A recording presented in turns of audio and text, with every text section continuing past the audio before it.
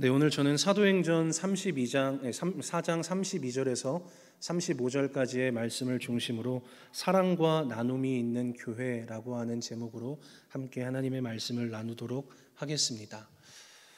태평양 트로브리안드 제도권에 있는 원주민들의 독특한 선물 문화가 있습니다.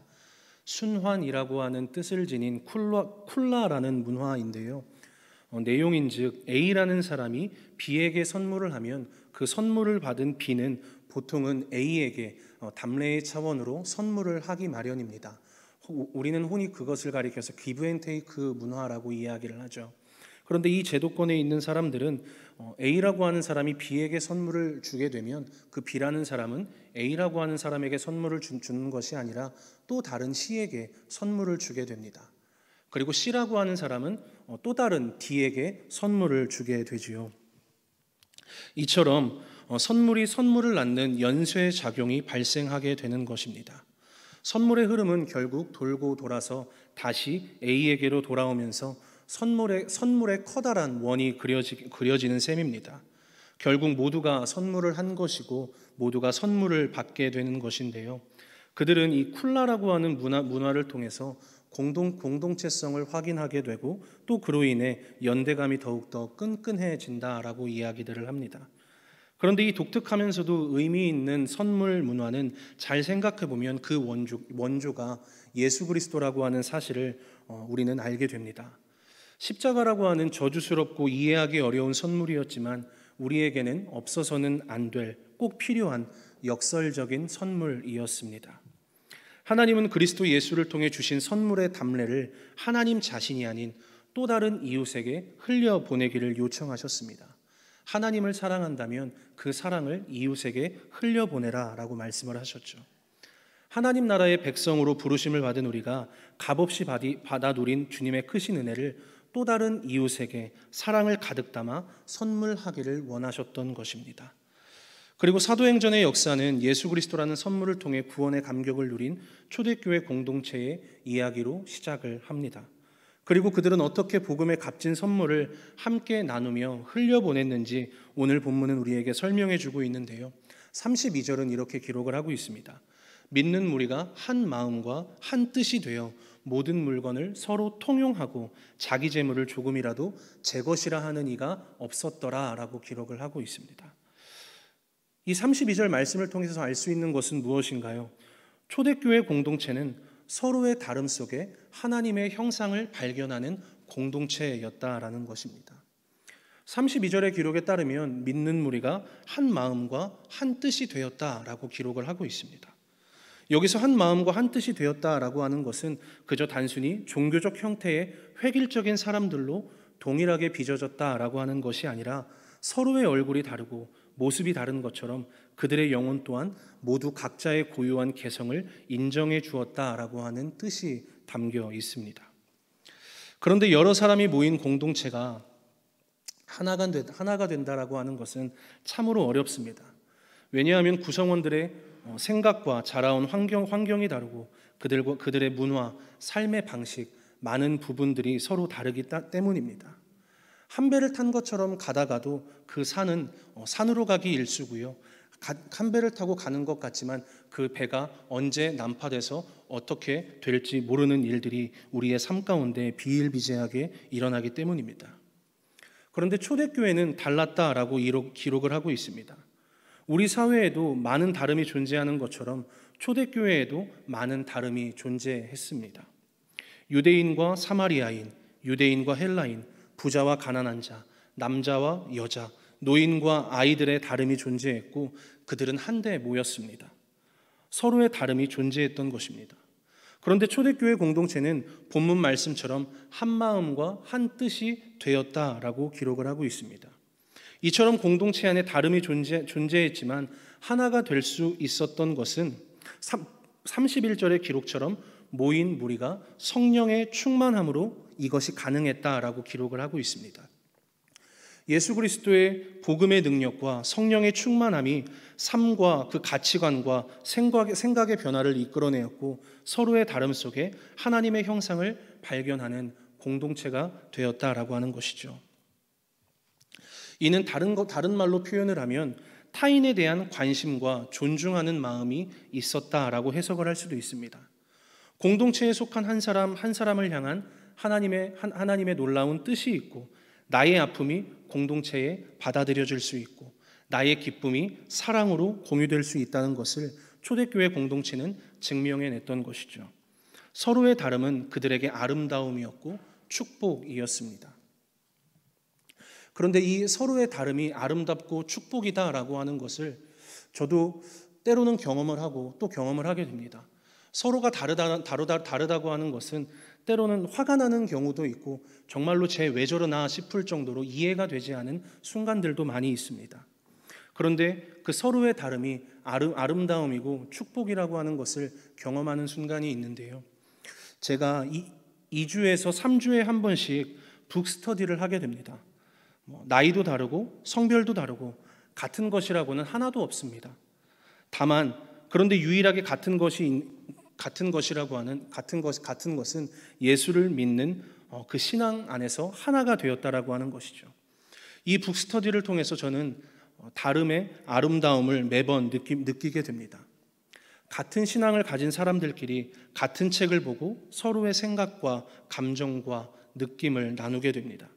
그런데 그 시간이 그렇게 좋을 수가 없습니다. 같은 책을 읽어도 다른 곳에 줄을 치고 또 그 사람의 생각을 경청할 수 있다는 것이 얼마나 아름다운 일인지 모릅니다. 사랑이라고 하는 키워드를 두고도 누군가는 사랑한다면 반드시 말로 표현해야 한다라고 말할 수도 있지만, 다른 누군가는 말이 아닌 마음과 진정성으로 전해야 한다라고 생각을 하기도 합니다. 같은 하나를 두고도 바라보는 방향에 따라 모두 다르게 보이기 때문입니다. 이것이 다름이 주는 아름다움이라는 것이죠. 내가 가지고 있는 하나님에 대한 이해와 그림이 북스터디를 할 때면 입체감이 그려지기 때문에 다름이 아름답고 축복이라는 것을 매 순간 경험한다는 것입니다. 그리고 그 다름 속에서 하나님은 우리를 단면이 아닌 입체감 있게 창조하셨다는 것을 새삼 느끼게 됩니다. 초대교회 성도들이 한 마음과 한 뜻이 되었다는 것은 그들이 만난 예수 그리스도의 놀라운 사랑을 총천연색 칼라 텔레비전으로 만나는 것을 뜻합니다. 그리고 그 다름 속에서 아름다운 사랑의 교제와 나눔이 끊이지 않는다는 것을 의미하기도 합니다. 서로 모습이 다르고 생각이 다른 이 제자 공동체가 모인 그 모습을 한번 상상해 보시기를 원합니다. 그들은 한 마음과 한 뜻이 되어서 자기의 물건을 서로 통용하고 나누었다라고 이야기를 합니다. 누군가는 정말로 자기가 소중하게 생각하는 그 반지를 내놓으면서 이것을 나누죠. 그런데 사람들은 그 모습을 보고 이야기할 겁니다. 여보게 자네, 이거 자네에게 있어서 정말 소중한 거 아닌가? 그런데 이것을 어떻게 우리와 함께 나눌 수 있는 건가? 물어보면 그 물건을 내놓은 사람은 이야기를 하겠죠. 어떻게 보면 이것이 나에게 정말로 소중한 것일 수도 있네. 그런데 내가 예수 그리스도를 만나서 구원받고 하나님의 자녀가 되었다라는 것, 그것 하나만으로 내가 그 감사 때문에 이것을 내놓지 않을 수 없네. 그리고 우리 부부는 이 가락지가 없어도 하나님 안에서 아름답게 지어져 가고 세워져 가는 그런 하나님의 교회를 우리 가정에서 이미 경험하고 있다네. 이러한 이야기들을 그들은 서로 나누면서 공유하면서 기쁨으로 그렇게 하나님의 사랑을 나누었을 것입니다. 이처럼 초대교회 성도들은 그리스도의 십자가의 은혜를 경험하고 성령의 충만함에 힘입어 자신들의 삶을 완전히 뒤집어 놓은 놀라운 복음의 역사를 경험한 뒤에 깨달았습니다. 복음의 은혜는 누구보다 나으며 누구보다 뛰어난 존재가 되거나 인종적으로나 혹은 민족적으로 더 나은 존재가 되는 것이 아니라 그 누구라도 존중하고 관심을 가져야 하며 사랑으로 대해야 하는 하나님의 사람이라는 것을 깨달았던 것이죠. 하나님께서 한 신자의 인생을 이끌어가는 방식은 너무나도 독특한 것 같습니다. 얼굴이 다른 것처럼 그들의 영혼도 모두 각자의 개성을 가지고 있습니다.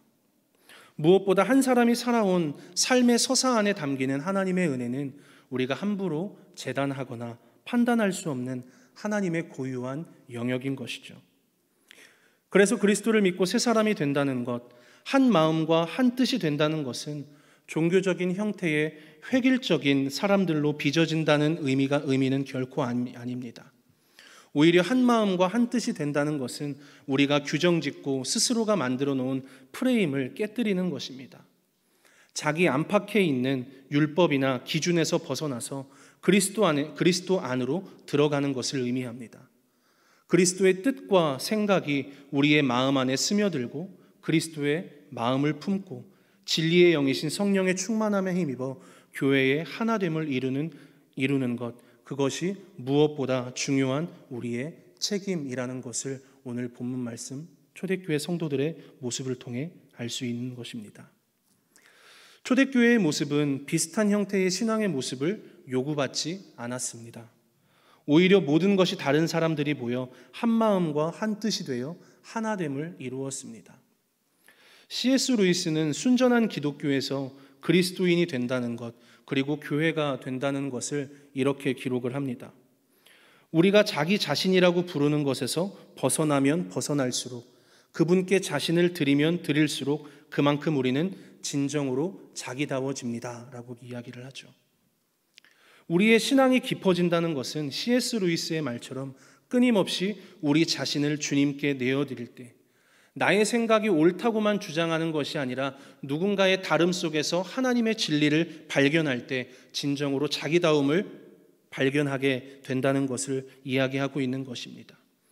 아직 완성되지 않은 우리의 인생과 교회를 아름답게 빚어가시리라는 믿음 가운데 살아가는 것을 C.S. 루이스는 우리에게 이야기하고 있는 것입니다. 때로는 속해 있는 공동체가 모자라게 느껴질 수도 있고 미울 때도 있고 부족하다라고 느껴질 때도 있을 것입니다. 그렇지만 그 서로의 다름 속에 숨겨진 하나님의 형상을 발견할 때 우리는 더 아름답게 빚어져 가고 하나님께서 기뻐하시는 공동체로 세워진다는 것을 믿어야 할 줄로 믿습니다. 어떤 경우라도 우리 주님으로부터 서로가 떨어지지 않도록 서로를 소중히 꼭 붙잡아 주면서 아름다운 교회를 함께 만들어가는 우리 모두가 되기를 바랍니다. 서로의 다름 속에 하나님의 형상을 발견하고 우리가 알고 있는 하나님을 더욱더 그 다른 그 존재를 통하여서 더욱더 하나님을 입체감 있게 경험하는 우리 모두가 되기를 바랍니다. 초대교회가 서로의 모습에서 하나님의 형상을 발견함으로 입체감 있는 주님의 몸된 교회를 이루어 갔다면 본문에 나타난 초대교회의 모습을 통해 또 알게 되는 것은 초대교회는 사랑을 나누는 공동체였다는 것을 알게 됩니다. 오늘 본문에는 성령의 충만함을 입은 사람들이 자신의 소유를 타인들과 나누는 모습이 등장을 하는데요. 34절과 35절은 이렇게 기록을 합니다. 그 중에 가난한 사람이 없으니 이는 밭과 집 있는 자는 팔아 그 판 것의 값을 가져다가 사도들의 발 앞에 두매 그들이 각 사람의 필요를 따라 나누어 줌이라 라고 기록을 하고 있습니다. 내면에 어떤 변화가 일어난 성도들이 누군가의 강요가 아닌 적극적인 자발성으로 자신의 소유를 나누기 시작했습니다. 성도들이 나눈 것은 대부분 물질과 관련된 것인데요. 누군가에게는 마음보다 물질을 나누는 것이 더 쉬울 수도 있고 또 누군가에게는 그 반대일 수도 있습니다. 그건 각자의 상황에 따라 조금 차이가 있을 수 있겠지만 중요한 건 구원의 선물을 받고 성령의 충만함을 받은 초대교회 성도들은 자발적으로 자신의 소유를 사랑으로 나누었다는 사실이죠. 이 사랑으로 나누었다는 것과 관련해서 유태인이자 사회심리학자였던 에리 프롬은 자신의 저술한 책 사랑의 기술에서 아주 재미있는 이야기를 합니다. 사랑을 나눈다는 것은 우리의 생명을 나누는 것과 진배 없다라고 이야기를 합니다. 그런데 여기서 에리 프롬이 말하는 생명을 나눈다는 것은 단순히 목숨을 뜻하는 것이 아니라 생명을 가리켜서 내 안에 살아있는 무언가로 표현하고 있다는 것입니다. 그는 생명을 나눈다는 말이 그저 자신의 생명을 희생한다는 뜻이 아니라 자기 내면 안에 있는 그 어떤 것, 즉 자신의 기쁨이라든지 자신의 관심이라든지 자신이 주로 관심을 갖고 있는 이해라든지 자신의 지식이라든지 유머라든지 때로는 혹은 자신이 마음에 품고 있는 슬픔과 같은 것이 자기 자신 속에 살아있는 그 모든 것을 주는 것, 그것이 생명을 주는 것이라고 이야기를 말합니다. 그러니까 우리가 누군가를 사랑하고 또 어떤 사람들을 사랑한다고 말할 때 그 사람이나 그 집단을 위해 단순히 희생하고 포기하는 것이 아니라 내가 경험했던 아주 즐거운 일들, 또 내가 관심 있는 분야라든가 또 내가 가진 지식이나 정보들, 그리고 분위기를 즐겁게 할 수 있는 나의 유머러스함, 그리고 마지막으로 내가 현재 느끼고 있는 슬픔까지도 아낌없이 주는 것을 가리켜서 사랑의 나눔이자 생명을 나눈다라고 이야기를 합니다. 그럴 때 이 생명력은 다른 사람의 마음이나 가슴에 무엇인가 일으키지 않을 수 없게 되고, 그렇게 주었던 생명은 또 다른 생명을 낳고 또 다른 생명을 낳아서 그 생명이 처음 나눴던 사람에게 다시 돌아오게 된다는 것이죠. 서두에 말씀드렸던 태평양 트로브리안드 제도권에 있는 원주민들의 독특한 선물 문화 쿨라와 같은 것이죠. 그러니까 초대교회 성도들의 공동체 안에서 사랑의 섬김, 생명의 나눔이 끊임없이 일어나고 있었다라고 하는 것입니다. 이처럼 사랑의 섬김, 생명의 나눔을 나눈 개인과 공동체의 삶은 이전보다 더욱더 풍요로워질 수밖에 없다는 것입니다. 그렇게 초대교회는 사랑을 나눔과 동시에 자신의 생명을 나누는 공동체였음을 알 수 있습니다. 그리고 그 결과 공동체가 어떻게 변화되었다라고 이야기하는지 34절은 이렇게 기록을 하고 있습니다. 그 중에 가난한 사람이 없으니 이는 밭과 집 있는 자는 팔아 그 판 것의 값을 가져다가 라고 기록을 하고 있습니다. 여기서 우리가 주목해 보아야 할 표현이 가난한 사람이 없으니 라는 말입니다. 단순히 이것은 서로가 서로의 물건을 나누고 통용해서 단순히 부자가 되었다, 필요에 따라 잘 먹고 잘 살게 되었다라고 하는 것이 아니라 그들 모두가 부족함 없는 인생이 되었다라는 의미를 가지고 있는 것입니다. 예수로 인해 부족함이 없는 인생, 예수로 인해 그 마음이 풍족한 인생이 되었다라는 것을 의미하는 것이죠. 예수님의 말씀처럼 심령이 가난한 자는 복이 있나니 천국이 그들의 것이미요 라고 말씀하셨던 그 말씀처럼 초대교회 성도들은 너나 할 것 없이 고난과 핍박 속에 있었지만, 그 삶이 어려운 가운데 있었지만 모두가 천국의 삶을 경험하는 이들이 되었다라고 하는 것을 이야기하고 있습니다. 그리고 그 모든 것이 가능할 수 있었던 원동력이 33절에 기록되어 있습니다. 사도들이 큰 권능으로 주 예수의 부활을 증언하니 무리가 큰 은혜를 받아. 사랑과 섬김, 그리고 서로의 다름을 존중하며 부족함이 없는 공동체가 될 수 있었던 원동력은 매일같이 그들의 삶에 울려 퍼지는 십자가와 부활이 있었기 때문에 가능했다라고 성경은 증언하고 있습니다. 공동체의 사랑과 섬김, 그리고 하나됨은 우리의 노력으로 이루어지는 것이 아닙니다. 하나 되자라고 하는 구호를 외쳐서 되는 것도 아니고, 순종하라 윽박질러서 되는 것도 아니고, 탁월한 지도자를 세워서 되는 것도 아닙니다. 그것들은 얼마 가지 않아 무너지고 흩어지게 됩니다. 진정한 사랑과 섬김, 교회의 하나됨은 성도 개개인이 부활의 생명을 소유한 자로 주님과의 친밀한 교제가 회복될 때 가능하다는 것을 증언하고 있습니다.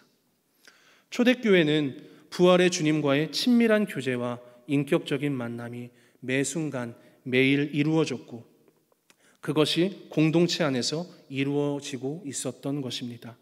그리고 그것이 사랑과 나눔으로 확증되었다라고 하는 것을 오늘 본문은 증거하고 있습니다. 우리가 이런 공동체를 꿈꾸기를 원합니다.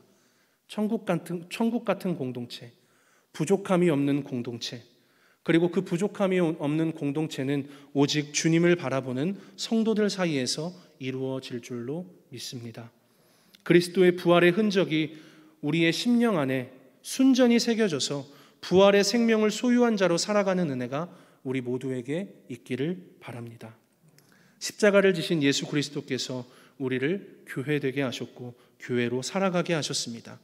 주님께 받은 그 놀라운 부활의 생명을 사랑으로, 나눔으로 흘려보내는 우리 모두가 되기를 바랍니다.